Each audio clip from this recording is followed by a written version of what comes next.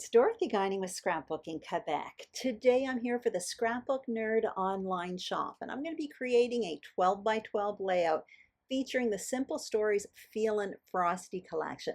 This is a simple and fun design, and if you're short on time, it's a good one.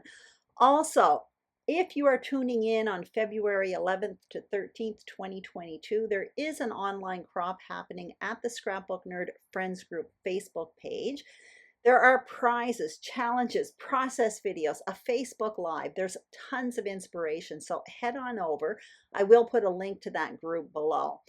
Here are the supplies I'm going to be using, all from the Feelin Frosty collection. This collection is fun, colorful, wintry, but I find a lot of the images work really well for Valentine's Day too. And all of this came from the Scrapbook Nerd online shop. So I am going to link up the shop as well as the products I use in the description box below.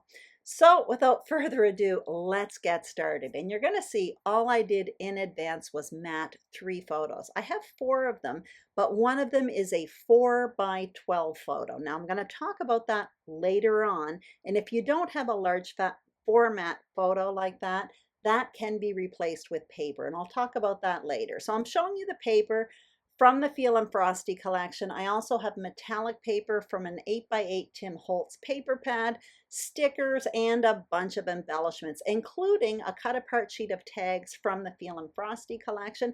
I do use these dies. Those are from Echo Park from a collection called Magical Snowflakes die set. And yeah, so it's going to be easy. Let's get started. And the first thing I'm going to do is cut up some papers to prepare my foundation page. Now my back of the foundation page is going to be a piece of 12 by 12 white cardstock, but most of it is going to be covered up. I'm cutting these pieces mostly wider than what I plan to use them. I will be tucking them as I adhere them, but when I'm creating it at this point, I'm not quite sure how much I want these page parts to be visible on my foundation page. So I have to play around a bit. All that said, because when I put the measurements on the screen, it's going to be for visible page parts only. So if you want to overlap, and you'll see how I do that when I place them to the page, you can cut yours a bit bigger. Everyone is wider except for that black piece of cardstock. So you can see how I plan to set up my foundation page, including incorporating that 4 by 12 photo. That's going to be kind of like the border where I will be placing my photos. Now, if you do not have a large format photo like that, you can simply replace that with a 12 by 4 piece of pattern paper. It is a fun effect to have on a layout. You'll see as it progresses, this project, but basically that is a snapshot of the St. Lawrence River on my walk, and it was absolutely magical and beautiful, and it's a great way to take a landscape photo like that and really make an impact on a page. All of the photos were taken around there, so a lot of this photo is going to be covered up, and it cost me $1.40 to print that photo at the photo lab where I go. So it just has kind of a neat effect. Anyway, a different idea for a layout. You can see how I'm planning to place everything here. Basically, the strips of paper make it look like a horizontal border across almost the middle of the page, a bit towards the top, but I'm grouping the photos really towards the middle of the page, almost the middle bottom of the page, and they're very centered. What I did was I made sure the distance from the left-hand side of the page to the photo was equal to the distance from the right-hand side of the page to the photo, and then I placed the middle photo at the bottom right in the middle. I'm showing you there, I got out the foam thickers titles from this Feelin Frosty collection, and I'm using the word fun and snow much fun on a banner as my title.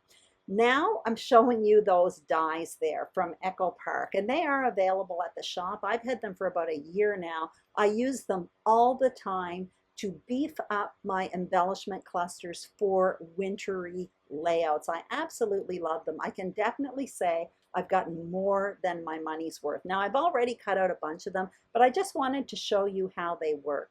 Now, I'm not using any kind of precision plate here for my big shot. It's basically my magnetic platform, and I did put a plastic shim in there because I'm too lazy to get out my precision plate. But you're going to see these snowflakes cut out very well with just the platforms that I'm using. I'm using a little poker stick to get it out, but it really isn't too difficult. It doesn't rip or anything when I'm taking it out. And I'm just showing you that it does cut nicely even without a precision plate. I'm happy with it anyway. And there I'm showing you I have a bunch of them. So I have all of my embellishing around me right now, including those tags there. And my plan at this point is to really make a vertical design with my embellishment cluster. So the biggest embellishment cluster is going to be at the top. That's what you see me working on right now. I tucked in 3 of the tags in and around those layers there.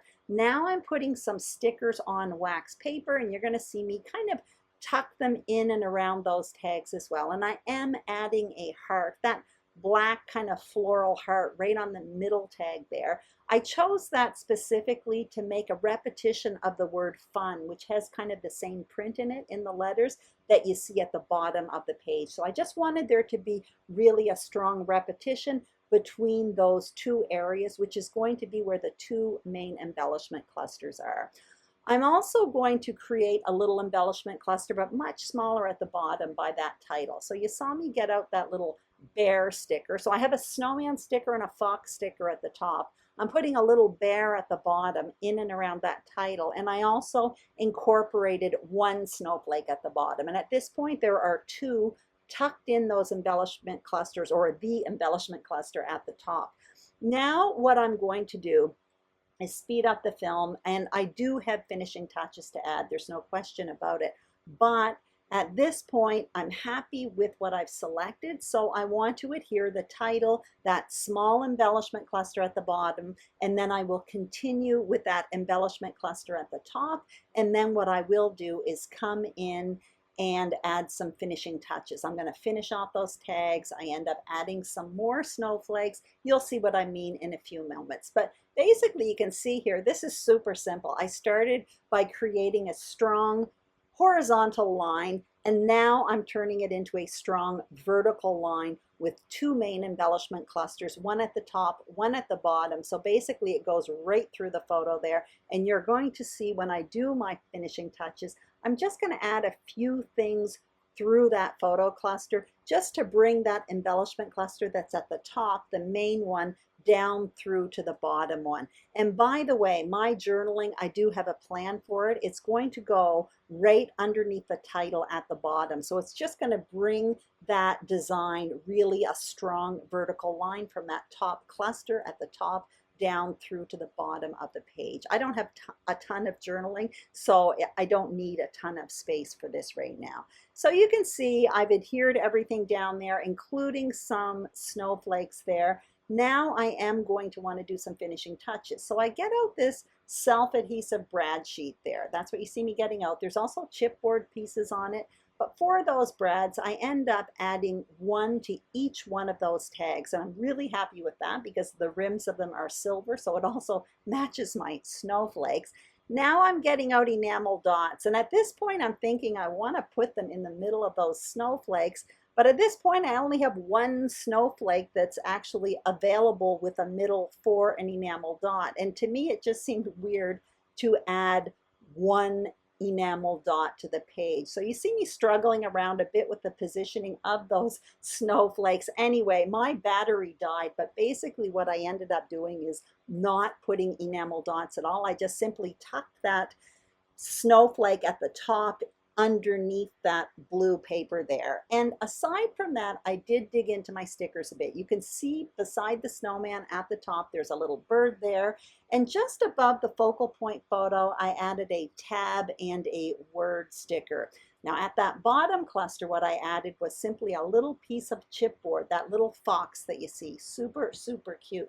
But that is it. That is how quickly this layout came together. I hope you enjoyed this video. If you did, please give it a thumbs up. If you haven't subscribed to the Scrapbook Nerd YouTube channel, we would be absolutely thrilled if you did. And that goes for me as well with my channel, Scrapbooking Quebec. Make sure you check out the shop, see what's coming in. There are these supplies and tons more. And by all means, head on over to the Scrapbook Nerd Facebook group. Their link is in the description box below. There is a crop going on all weekend long, February 11th to 13th, 2022, and you have until February 19th to submit your challenges. Thank you so much for watching, and I'll see you soon on YouTube. Bye-bye.